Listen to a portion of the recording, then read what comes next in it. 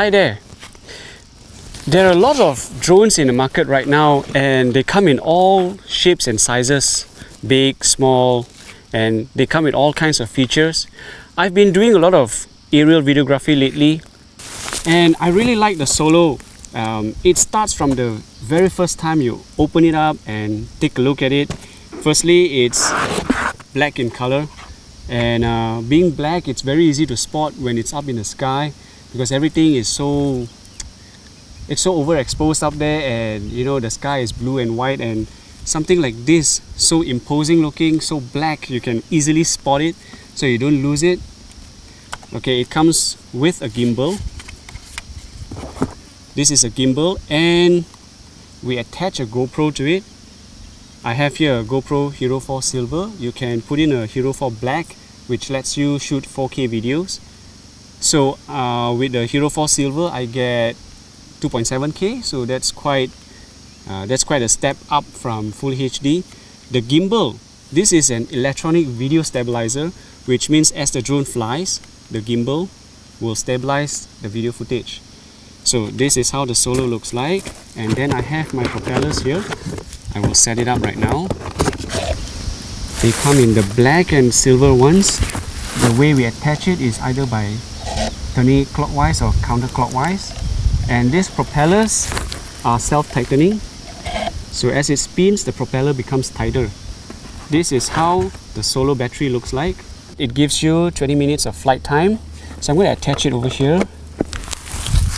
Just slide it in, snap, click, and we're kind of good to go. The drone is all ready. I just have to remove my GoPro's lens cap. By the way, this is how you remove the GoPro from the gimbal. So I'll just detach this, which gives the video feed to the drone, and that's how you remove your GoPro Hero. To put it back in, I'll just hook it in like this, snap the green lock back into place, and then connect the video link. And next up is the controller. It has a screen over here in addition to another screen here, which you can put on your iPad mini or your iPhone or an Android display. So over here I get all the information, the telemetry that comes from the drone, the essential ones like your battery life, the kind of smart shots you are doing. It's all displayed here. So right now I'm going to attach my iPhone onto the holder. Once that is done, I can turn on my controller. Okay, controller's on, and then I will activate my Solo app. So now I'm going to take the Solo and put it onto the flip side of my backpack so that it provides a stable, flat and even surface for Solo to take off. If you do get a Solo drone, I highly recommend this backpack, because this backpack fits up to 5 batteries, including one in the chamber or on the drone's body. I need to turn on Solo. I will press the power on button over here, and when Solo is turned on, it will also turn on the Hero 4 camera. Let me show you what an electronic video stabilizer looks like. As Solo flies through the sky, as it is buffeted by wind, and as it makes all these maneuvers, you can see that the video stabilizer is actively countering all the vibrations acting against the camera. Look at that, see? If there's a lot of vibration, if Solo moves really fast and brakes all of a sudden, the camera is always pointed straight on.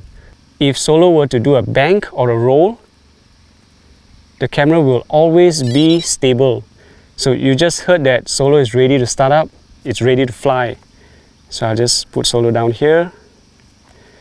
Now if you're still new to aerial videography, or if you just started to fly a drone, try not to start up with the camera facing you. What you want to do is this way, so that the back side of the drone is facing you, so that when you lift off, when you turn Solo left, it will bank left. You go right, it will bank right. As opposed to if you're doing it nose in, the controls are the controls looks inversed. So when you turn right, solo will turn its own right. So do keep that in mind. If you're new, always take off and land with its backside towards you. And next, what you want to do is to step away from the drone, about 10 feet maybe. Before we lift off, let me introduce you to the controls. The controls for most drones are basically the same. You have a left stick and you have a right stick. With the left stick, if you were to push up, you're lifting solo up, which means it will provide more power to the motors so that the motors can bring solo up. By pushing it down, you're actually descending. Now, if you were to press left on the left stick, it will yaw solo left. If you press right, it will yaw solo right. So it gives this kind of movement, which is similar to panning in videography. Now let's talk about the right stick. If you were to push the right stick up, you will make solo pitch forward. And by pressing the right stick to the left, you will roll solo to the left, or rather bank solo to the left. By pressing to the right, you will bank solo or roll solo to the right. Now to take off, let's power up the motors by pressing the fly button. Hold it down, solo will power up. I'm going to increase throttle. At the same time, I'm going to push the pitch so that it goes forward as it takes off and not head towards me instead.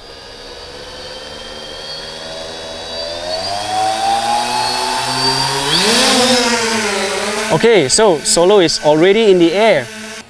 I can tell solo to go in this direction from exactly which point to exactly which point, and as it's doing that, I control the camera and shoot whatever I want. I will show you how to use my favorite smart shot, which is cable cam. Alright, in this instance, I'm going to activate my cable cam. I have attached cable cam command to this shortcut button over here. It's in the options. You notice that I have cable cam set under the A button.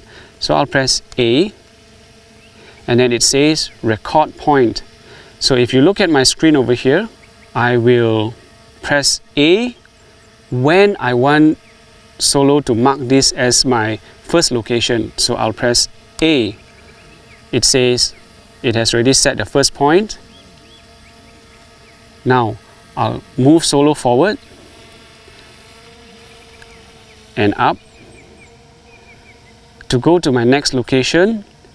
So I'm moving solo, I'm moving solo, I'm moving solo. Okay, I'm sending solo up and away. Okay, now let's say that this is the next point that I want solo to record down. So it says press B to set end point. So I'll go down to my controller here and I'll press B. Now once that is done, I can tell solo to travel between the 2 points. But before I do that, I want to click on my options. I want to click on free look. That means that I can control where I point the camera as solo travels across the 2 points. And over here, very useful is time of cable. Time of cable means how fast can solo travel between the 2 points. I want a really fast speed, so I will reduce the travel time. And when I'm done, I actually click done. So next, I can press record and I can move solo to my previous start point. So when I do that, I can go to my control stick over here and then I can start controlling the camera. I can point the camera anywhere I want, and solo will just fly.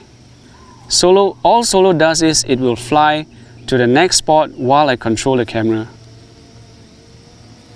So at this point, I'm not controlling solo at all. Okay, solo has almost reached the end of the first point. So in this case, I like solo to travel to the next point again. So I'll press this button over here.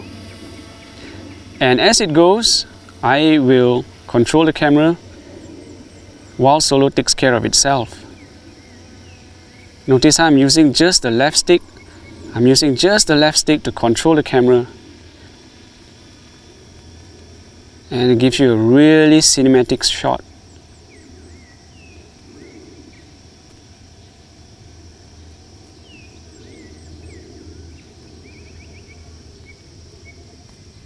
Okay, I'm going to repeat that again, but this time I'd like Solo to do a longer travel. So Solo will go to the next point with a slower speed. I'm still recording, I'm clicking on the previous point, and as Solo begins its travel, I will control my camera. I'll point down to the forest.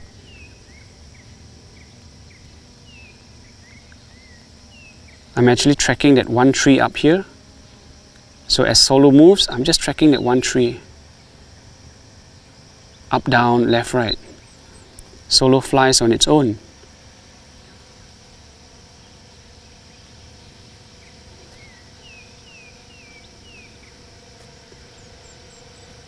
See, it's actually taking Solo longer because I told Solo that I want a slower travel time.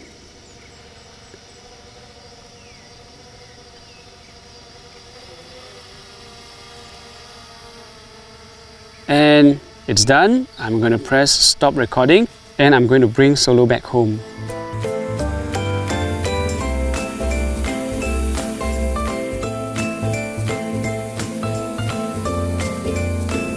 Well, that was it for this very basic aerial videography tutorial with a drone. Do check out our other tutorials and films. We'll see you next time. Remember, gear up and shoot it great.